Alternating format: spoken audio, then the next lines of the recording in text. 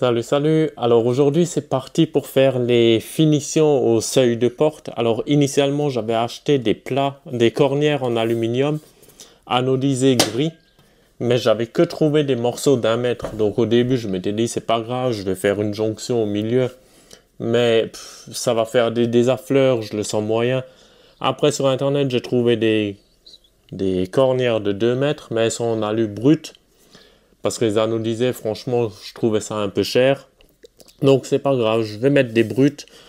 Ça au moins, ça vieillit bien dans le temps. S'il y a un jeton, bah tu ponces ou comme ça. Je vais peut-être essayer même de le brosser au papier de verre. Donc là, je vais couper ça pour à l'arrière et de côté. Allez, let's go.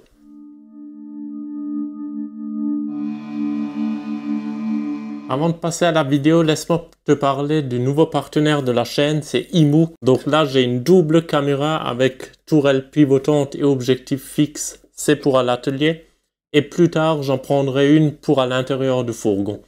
Alors ça sera pas pour, pour éviter les vols, ça sera plus pour surveiller les chats quand on n'est pas là, pour voir s'ils sont tranquilles, s'ils font des conneries, s'ils miaulent.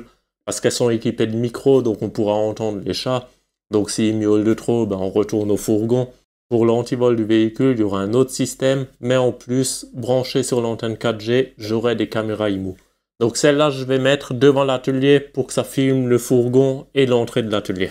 On se retrouve en fin de vidéo où je te montrerai quelques plans de la caméra une fois qu'elle est en place dans le coin de la maison et tout ça.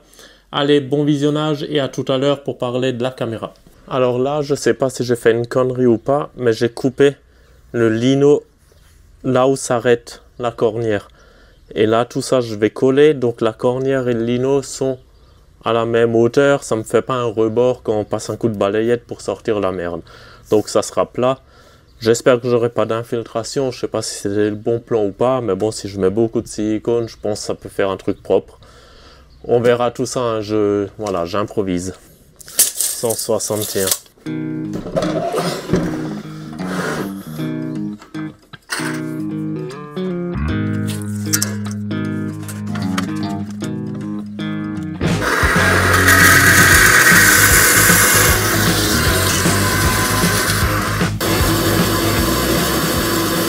T'as vu la finesse de la coupe? 7 dixièmes.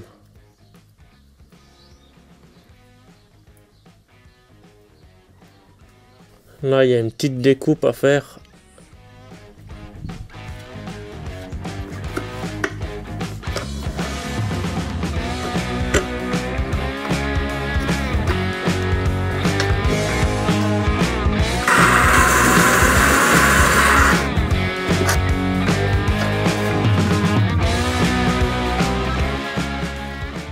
Bon, j'ai fait un essai en brossant.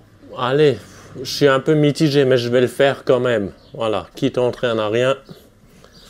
Donc, je prends du grain 150.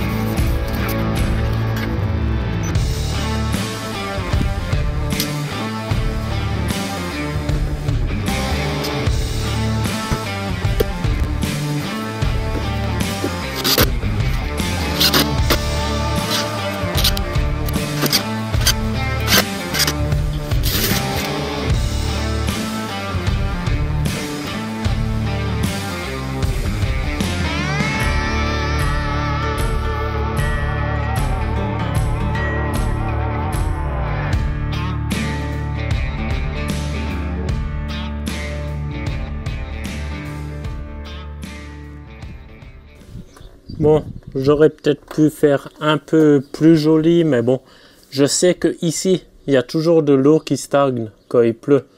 Donc ce qui compte, c'est que voilà, que l'eau n'aille surtout pas dans le plancher. Donc voilà, j'ai préféré mettre un peu un gros joint. Voilà, globalement, de loin, c'est pas vilain. Là, les joints, je les avais enlevés provisoirement. Voilà, pour avoir meilleur accès pour mettre le silicone. Là, je le remets en place. Ça aussi, j'avais enlevé les petits caches en plastique, la serrure, voilà. Pour les vis, j'avais pas de vis inox à tête fraisée. Donc, j'ai mis celles que j'avais. Plus tard, je pourrais toujours mettre des vis avec une tête fraisée pour que ça soit à fleur. Mais bon, c'est pas si vilain que ça. À voir si j'achète d'autres vis ou pas. Une fois que le Sika est sec, je pourrais toujours les enlever, changer par des vis, refraiser un peu la cornière et mettre des vis à tête fraisée. Alors là, quand j'avais fermé ça de côté, j'avais laissé 2 mm de jeu exprès pour passer la cornière en dessous. Là, les cornières que j'ai achetées, elles vont pile jusqu'au meuble cuisine et elles descendent jusqu'à là, jusqu'au rebord ici. Donc ceux-là, pour un souci d'esthétique, je ne vais pas les visser, je vais uniquement les coller. Je pense que ça va le faire. Et de l'autre côté, quand j'ai fait l'habillage ici, pareil, je ne suis pas allé jusqu'en bas. J'ai laissé, évidemment ça, il faut que je visse encore. Mais j'ai laissé 2 mm aussi pour passer la cornière. Voilà. Donc avec du Sika, là dans l'angle, un peu là en bas, je pense que ça peut tenir. Ici, je la pose par-dessus le lino. Pas le choix à cause de l'espace que j'avais prévu ici.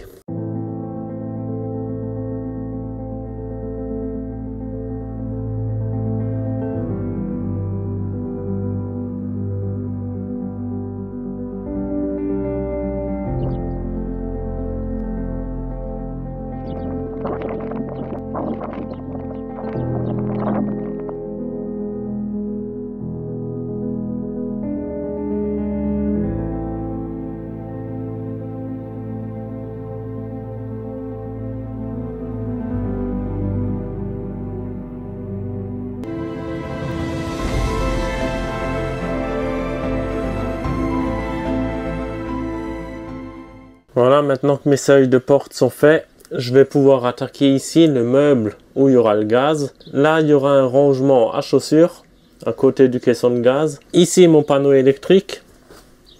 Là, le Truma. Là au sol, la batterie. Alors, tu vas peut-être me dire, j'aurai pas mal de place perdue en hauteur. Mais non, parce que d'ici à là, où ça sera fermé, je vais mettre en fait un tiroir. Donc là-dessus, il y aura les glissières de fixer. Sur le panneau qui ferme là devant, pareil, des glissières. Et il y aura un tiroir qui s'ouvrira au-dessus de l'assise. Voilà, donc ça risque d'être assez compliqué à faire, mais voilà, dans notre cas, on veut pas beaucoup de place dans le coffre. On veut que tout soit accessible de par l'intérieur. C'est pour ça, par exemple, le Truma, je ne le mets pas dans la banquette parce qu'on veut pouvoir ranger des choses dans la banquette. Donc le maximum de choses qu'on n'a pas besoin tous les jours, je vais mettre dans le coffre. Et le maximum de place du coffre, je veux pouvoir y accéder de par l'intérieur. C'est pour ça, en faisant un tiroir comme ça, qui avance au-dessus de la banquette, tu vois l'espace que ça nous fait. Ça fait à peu près 80 sur 80. Et ça fera aller une vingtaine de centimètres de haut. Donc ça va faire un sacré volume de rangement. Et au moins, niveau accessibilité, s'il y a une maintenance du Truma à faire, ben en fait, j'ouvre le tiroir. Et j'ai accès au Truma comme je suis actuellement ici, tu vois. Au panneau électrique, pareil. Les barres Ikea, je les enlève, donc j'aurai facilement accès. Et voilà, ça m'évite de confiner le Truma dans un petit compartiment et de devoir démonter plein de choses pour pouvoir y accéder. Ou si par exemple juste le fusible du Truma casse, ben, j'ouvre le tiroir, j'enlève le matelas et j'ai facilement accès. Donc voilà, c'est un choix qu'on a décidé de faire. Voilà, avoir un maximum de rangement dans la zone de vie.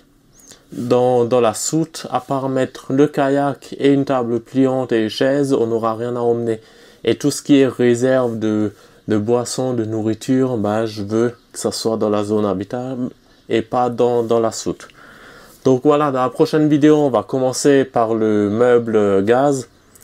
Une fois que le meuble gaz est en place, je peux fixer mon panneau électrique, ensuite le Truma, etc. Donc on va pouvoir avancer gentiment. Donc voilà, ça fait à peu près plus d'une semaine que je teste la caméra. Franchement, c'est pas mal.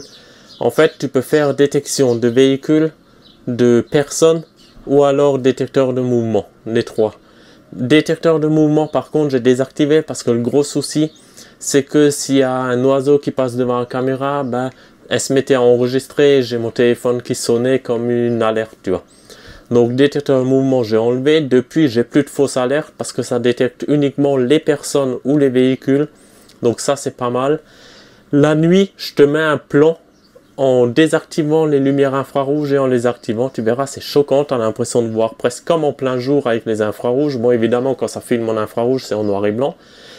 Et après, quand il y a un mouvement, enfin une personne ou une voiture de détecter, bah, tu as 4 spots lumineux qui s'allument. Donc c'est pas mal, c'est dissuasif. Si tu rentres chez quelqu'un et d'un coup, paf, t'es éclairé, tu lèves la tête, tu vois que c'est une caméra, bah, tu as quand même tendance à partir, quoi, parce que tu sais que tu es filmé et que tu es détecté.